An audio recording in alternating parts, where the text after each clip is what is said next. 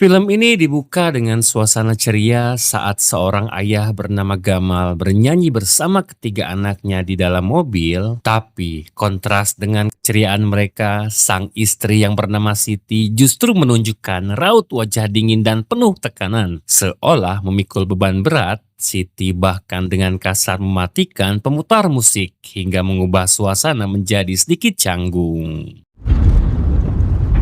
صدقتوني.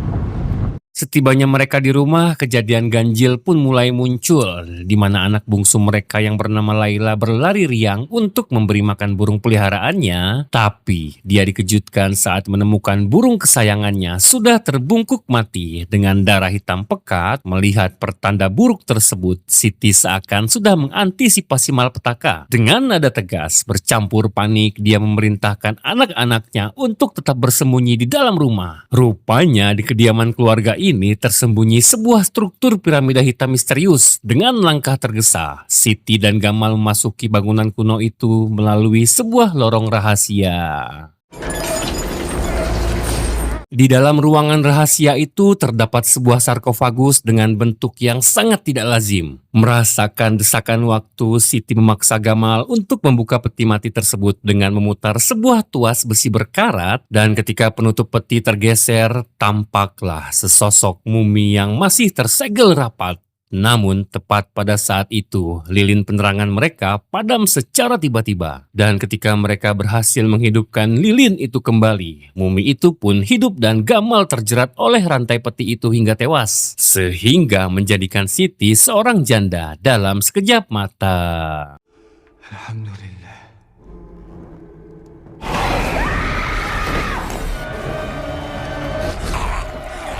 Waktu berlalu dan fokus cerita beralih kepada sebuah keluarga imigran asal Amerika yang kini menetap di Mesir, di mana sang ayah bernama Charlie adalah sosok penyayang yang sangat bangga pada putri sulungnya yang bernama Katie karena keahliannya dalam menggunakan sandi Morse. Selain itu, anak bungsu mereka yang bernama Jaka dengan antusias bercerita bahwa sang kakak sangat terobsesi untuk lulus seleksi ekskul pramuka di sekolahnya. Charlie pun memberikan dukungan penuh agar Katie terus berlatih.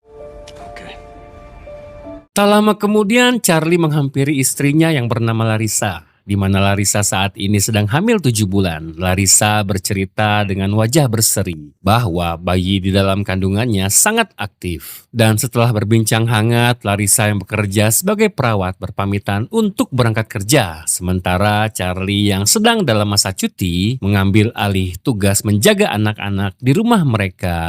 Butterfly. Come on. Katie sendiri nampak asyik bermain masak-masakan di taman belakang rumahnya. Tiba-tiba muncullah seorang wanita misterius dengan wajah pucat pasi seperti mayat. Yang tak lain tak bukan, itu adalah Siti. Dan dari balik pagar kawat, Siti mengajak ngobrol Katie dengan gaya bicara yang akrab. Katie bahkan sempat menanyakan kabar Laila. Itu mengindikasikan bahwa mereka sudah sering bertemu diam-diam. Seperti biasanya, Siti mengambil hati Katie dengan memberikan sebungkus permen coklat. Your favorite.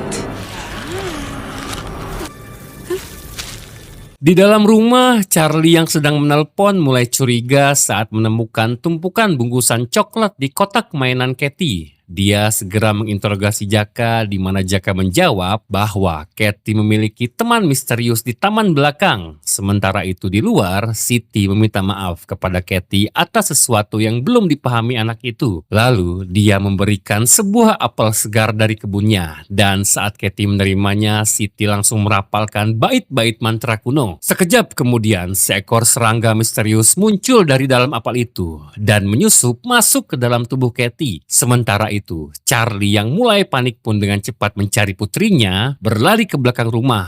Tapi semua itu sudah terlambat. Katie? Katie?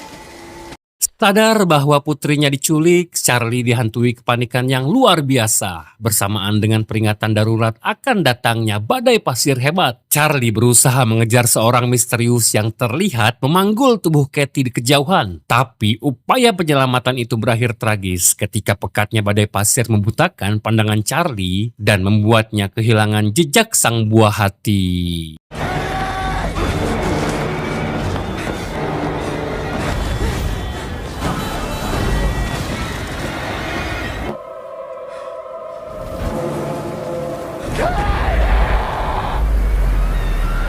Dengan hati yang hancur, Charlie dan Larissa melaporkan kasus penculikan ini ke kantor polisi Kairo. Karena tidak melihat wajah pelaku, Charlie hanya bisa menyerahkan bukti berupa bungkusan coklat, di mana di situ ada seorang polwan bernama Sinta. Dengan intuisinya menyimpulkan bahwa pelaku telah memanipulasi dan memperdaya korban sebelum menculiknya. Tapi atasan Sinta yang bernama Joko justru menunjukkan sikap sinis menggunakan bahasa Mesir lokal. Joko menuduh keluarga Charlie mengarang cerita demi mendapatkan uang kompensasi dari negara. Charlie yang ternyata fasih berbahasa Mesir mengamuk mendengar tuduhan yang tidak berdasar itu.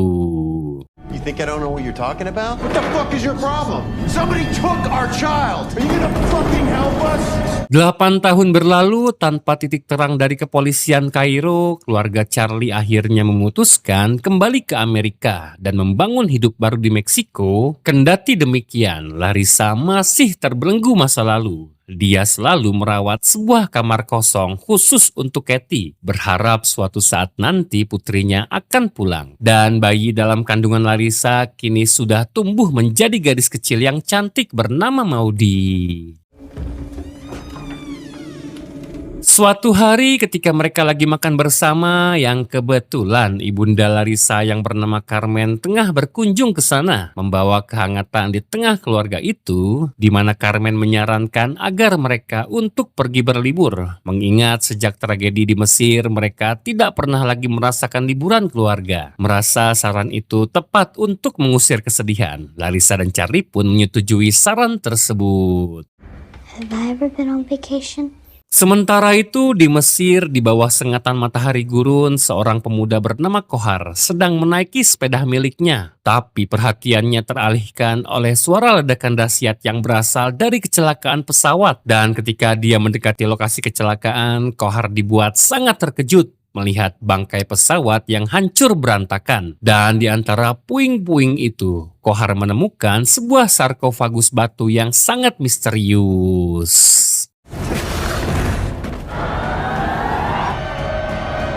Sarkofagus itu kemudian diamankan dan diteliti oleh 2 orang arkeolog Mesir bernama Ningsi dan Rudy. Didorong rasa ingin tahu yang besar, mereka membongkar segel peti tersebut. Mereka terperangah saat menemukan sosok mumi di dalamnya. Bukan mumi biasa, melainkan mumi dengan fitur wajah ras Kaukasia. Yang lebih mengejutkan lagi, mumi tersebut adalah Katie yang sudah menghilang selama 8 tahun lamanya.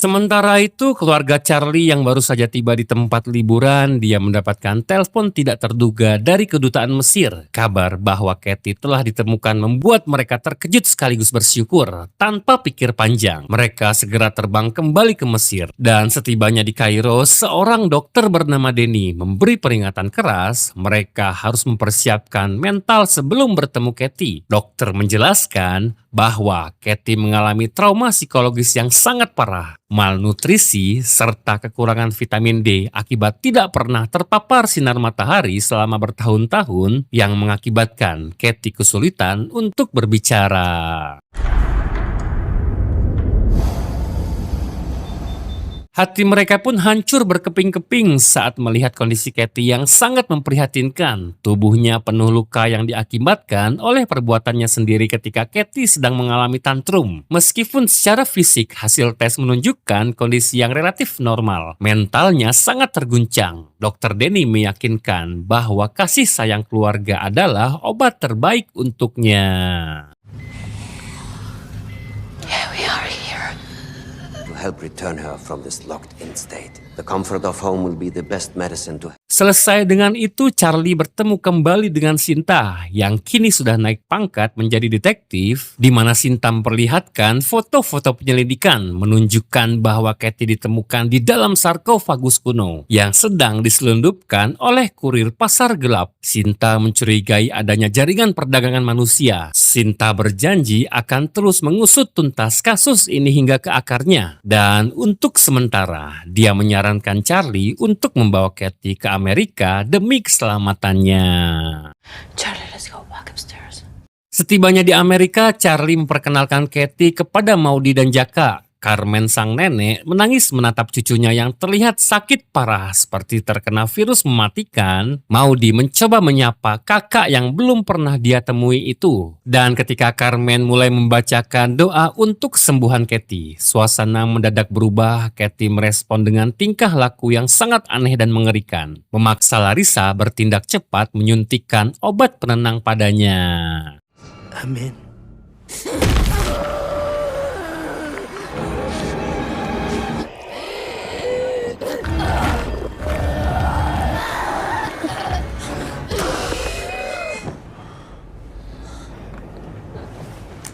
Saat malam harinya, Charlie membongkar dokumen penyelidikan Sinta. Dia dihantui pertanyaan, bagaimana bisa Katie ditemukan dalam sarkofagus dan dibalut dengan lembaran kulit misterius bertuliskan mantra-mantra kuno. Secara bersamaan, Maudie terbangun karena mendengar suara benturan keras dari dalam tembok kamarnya. Ketika Charlie dan Larissa memeriksa kamarnya Katie, mereka panik karena gadis itu sudah hilang pergi entah kemana. Di mana mereka semua mengalami kepanikan luar biasa, mereka menelusuri suara gedoran dari balik tembok. Sampai akhirnya mereka menemukan Katie lagi asik melahap seekor kalajengking hidup-hidup. Dan secara bersamaan, Jaka dan Maudie yang kepo pun keluar dari kamarnya. Mereka mendapati kedua orang tuanya lagi berjibaku menangkap Katie yang lagi muntah tai ijo akibat kalajengking tersebut.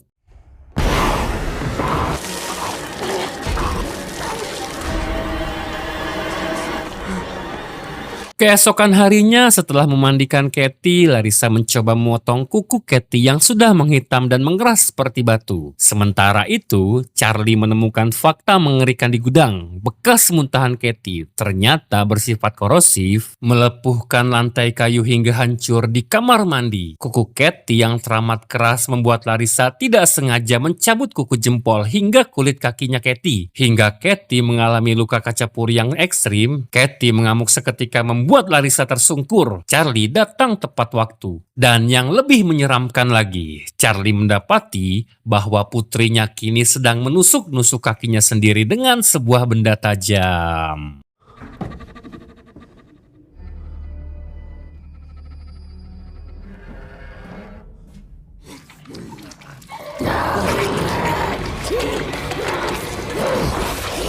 Sadar bahwa ada yang tidak beres pada putrinya, Charlie meneliti kulit Katie yang terkelupas. Hingga betapa terkejutnya dia saat menyadari bahwa Katie memiliki 7 lapisan kulit tebal yang masing-masingnya dipenuhi tulisan mantra kuno. Sehingga Charlie pun berinisiatif menemui seorang profesor arkeolog bernama Amir untuk membaca tulisan tersebut. Well, these aren't hieroglyphics.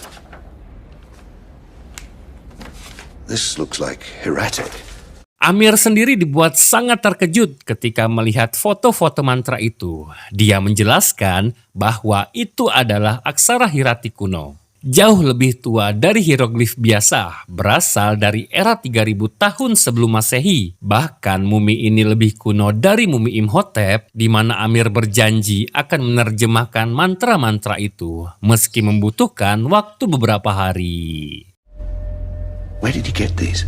Di malam yang sunyi, Charlie duduk di samping Katie meminta maaf sambil menangis atas kelalaiannya di masa lalu. Tapi di tengah-tengah itu, tiba-tiba Charlie menyadari akan sesuatu, di mana suara gertakan gigi Katie bukanlah ketukan secara acak, melainkan kode Morse. Dan dengan bantuan buku panduan, Charlie menerjemahkan pesan itu, dan ketika sudah selesai, ternyata Katie memintanya untuk mencari seseorang yang bernama Layla.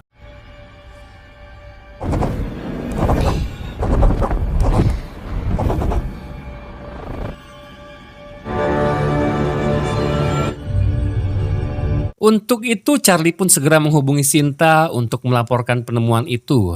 Tapi sayangnya nama Layla terlalu umum di Mesir. Charlie harus mencari nama lengkapnya. Dia pun membongkar kotak penyimpanan barang lama milik mereka dari Mesir. Sementara itu Maudie yang pergi ke toilet mendengar suara nyanyian aneh dari kamar Katie. Dan saat Maudie berniat melapor kepada ibunya, sebuah lidah menjulur dari celah bawah pintu kamar Katie, menjilati jari-jari mungilnya Maudie. Lalu yang terjadi...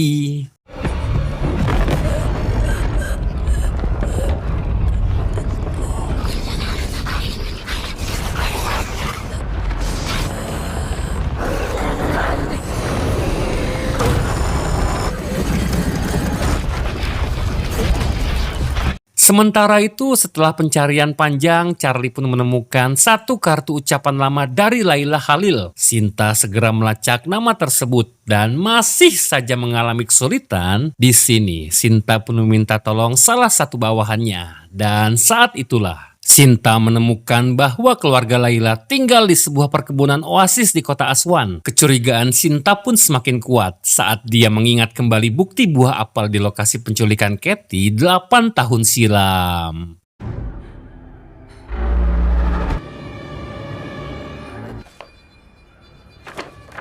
Di lain sisi, Charlie pun kembali menemui Profesor Amir di mana dirinya menjelaskan bahwa tulisan itu adalah sebuah mantra atau segel pengekang untuk sosok iblis kuno bernama Nasmaranian. Kemudian Pak Amir pun memutarkan sebuah rekaman tentang demonologi Mesir kuno. Di rekaman itu menjelaskan bahwa Nasmaranian adalah sosok iblis paling menjijikan sekaligus paling mengerikan karena dia dapat menyabotase sebuah keluarga dan menghancurkan keluarga tersebut dengan sangat mudah. Selain itu, iblis ini memiliki kekuatan untuk memanipulasi pikiran dan bisa mengendalikan orang lain. Tapi pada tahun 2000 sebelum Masehi, orang-orang Mesir kuno melakukan sebuah ritual khusus untuk menyegel iblis Nasmaranian ke dalam tubuh seorang budak dan menguburnya di dalam sebuah piramida khusus berwarna hitam. Sementara itu, Sinta sudah tiba di Aswan dan langsung menemukan perkebunan tersebut, di mana Sinta langsung melakukan penggeledahan di dalam rumah itu. Lalu Sinta pun dibuat sangat terkejut ketika dia menemukan sebuah piramida hitam yang tersembunyi di belakang rumah itu. Dan saat Sinta masuk ke dalam ruang bawah tanah, dia menemukan bekas sarkofagus yang sama dengan sarkofagus yang dipakai untuk Katie. Dan ketika Sinta hendak pergi dari sana, tiba-tiba Siti muncul dan menyerangnya. Beruntung Sinta berhasil melumpuhkan Siti. Tak lama kemudian, Sinta melihat sosok remaja perempuan berlari ketakutan. Sinta yang melihatnya pun langsung mengejarnya. Dan ternyata gadis itu adalah Layla.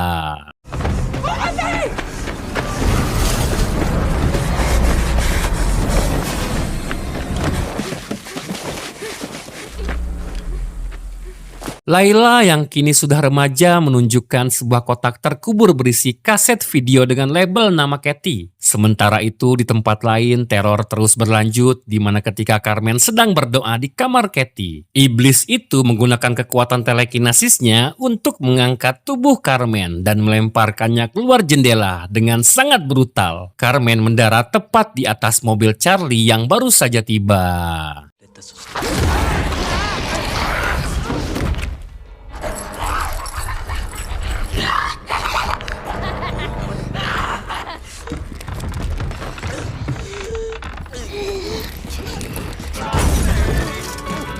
Dan yang lebih mengerikannya lagi, Maudie yang telah terpengaruh oleh jilatan Katie sebelumnya justru tersenyum mengerikan melihat neneknya sekarat. Tragisnya, tubuh Carmen yang sudah tidak berdaya harus berakhir menjadi santapan kawanan anjing koyote liar.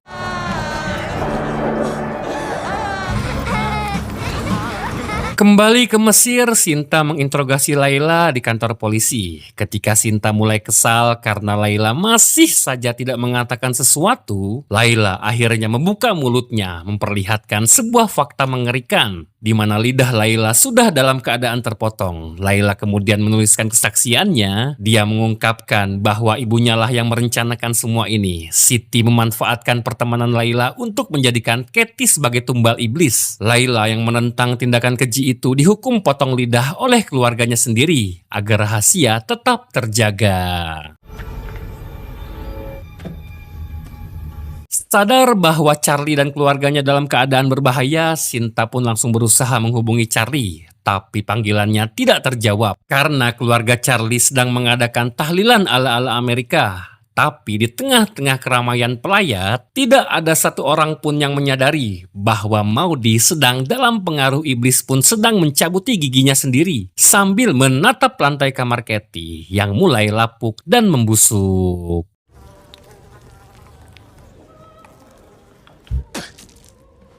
Sementara itu di lantai atas, Jaka yang lagi menjaga kamar Katie pun mendengar suara aneh. Dia sangat ketakutan saat mendengar Katie tiba-tiba bisa berbicara. Secara bersamaan, dari atap, Katie pun mulai merangkak keluar, di mana Maudie langsung mendekati jasad Carmen untuk mengambil gigi palsu milik mendiang neneknya. Dan suasana pun semakin mencekam ketika Maudie menyerang salah satu tamu. Secara bersamaan, Katie melompat masuk ke peti matinya Carmen, di mana Larissa yang melihatnya pun berusaha menarik Katie dari jasadnya Carmen. Hingga peti mati itu terbalik dan sudahlah, menjijikan banget ini bro.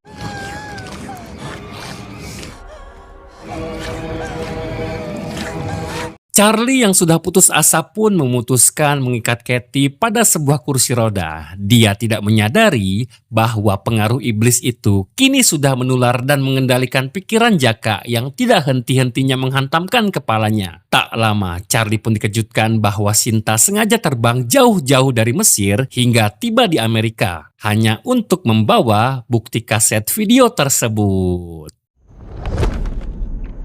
Dalam rekaman itu, Siti mengaku bahwa keluarganya adalah penjaga turun-temurun yang bertugas mengurung iblis Nasmaranian. Karena wadah sebelumnya sudah hancur, Siti harus melakukan ritual mumifikasi yang ke-82. Dan mereka menganggap bahwa Katie adalah wadah yang sangat sempurna bagi si iblis. Setelah ritual selesai nanti, Siti berniat akan membuang peti itu menggunakan pesawat agar kutukan itu berakhir dari garis keturunannya. Dan rekaman itu juga menampilkan ritual penyiksaan dan pembalutan tubuh Katie dengan kulit mantra sebelum dikurung hidup-hidup di dalam sebuah sarkofagus.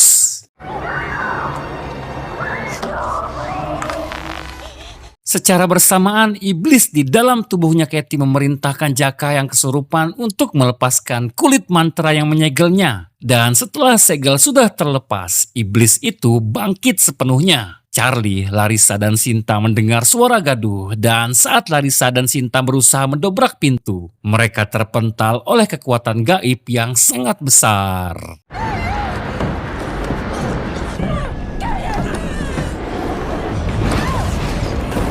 Sementara itu, Charlie yang kena mental pun langsung dikagetkan ketika jasad Carmen tiba-tiba hidup kembali sebagai zombie. Dan alangkah terkejutnya mereka ketika melihat Katie seolah berubah menjadi Super Saiyan, di mana Katie langsung menerbab Charlie dan melemparkan Sinta hingga terjerembab ke bawah tangga.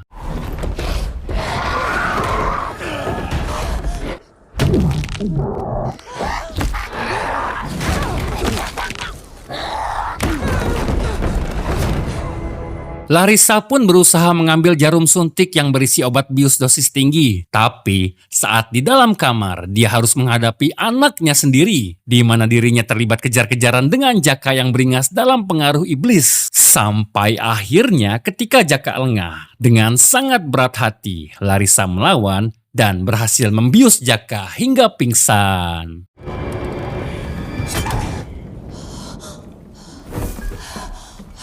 Sementara itu di tangga bawah, Sinta yang baru saja siuman langsung diserang oleh zombie Carmen, di mana Carmen mentransfer ilmu hitam dalam wujud seekor kerajengking yang merayap masuk ke tenggorokan Sinta. Sinta mendorong Carmen hingga terjepit di tangga, lalu dengan nekat menarik keluar kalajengking itu dari lehernya, dan meski selamat, pita suaranya rusak parah sehingga dia harus kehilangan suaranya.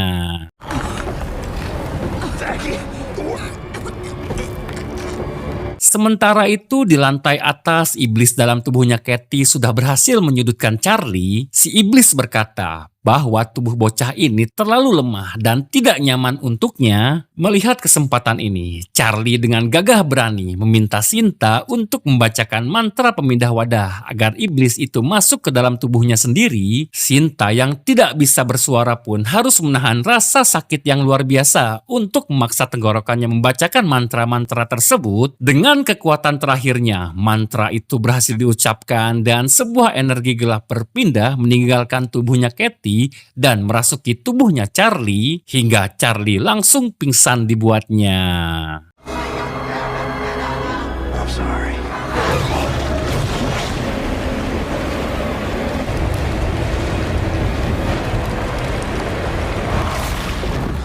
Berkat pengorbanan sang ayah, Katie, Maudie, dan Jaka akhirnya terbebas dari kutukan kelam tersebut dan kembali normal. Larissa menangis haru melihat anak-anaknya selamat, tapi sebagai seorang istri, dia tidak bisa menerima kenyataan bahwa suaminya harus menjadi wadah baru bagi si iblis. Dan didorong oleh rasa cinta dan dendam, Larissa menghubungi Sinta untuk merencanakan satu tindakan terakhir.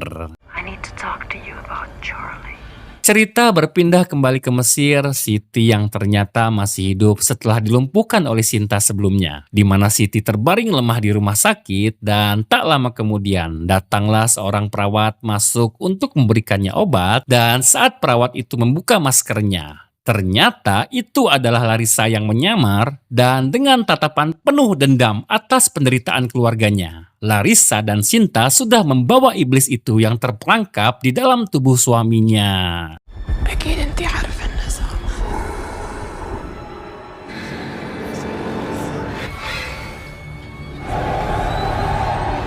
Pada akhirnya Larissa melakukan ritual pemindahan terakhir. Siti, sang dalang di balik semua penderitaan ini, dipaksa menjadi inang baru bagi iblis Nasmaranian. Sebagai hukuman terakhir yang setimpal, Siti kemudian dikurung di dalam sarkofagus batu untuk selama-lamanya, memastikan bahwa iblis itu tidak akan pernah lagi meminta korban baru untuk inangnya lagi.